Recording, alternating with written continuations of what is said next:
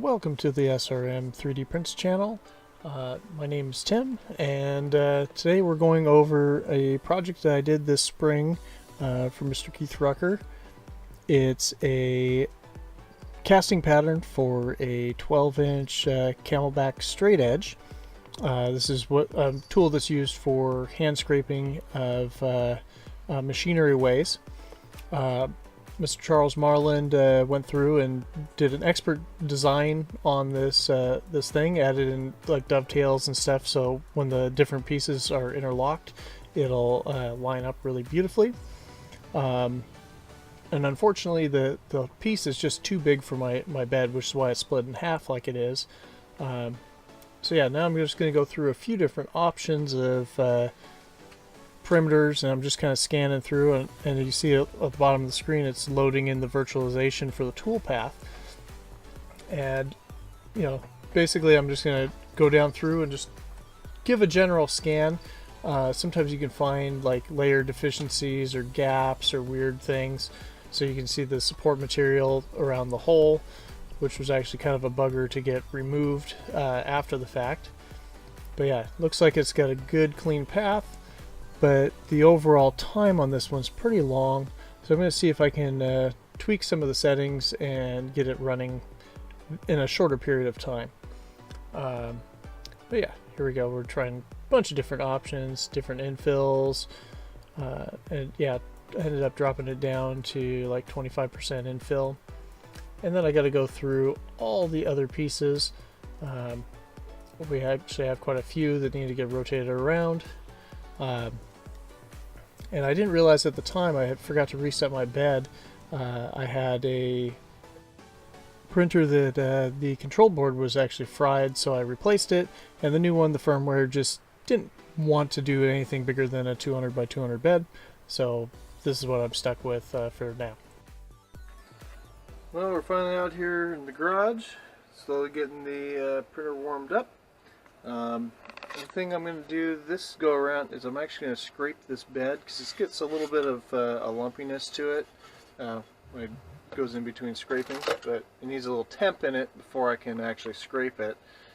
And then we'll reapply some stickum and should be ready to rock and roll.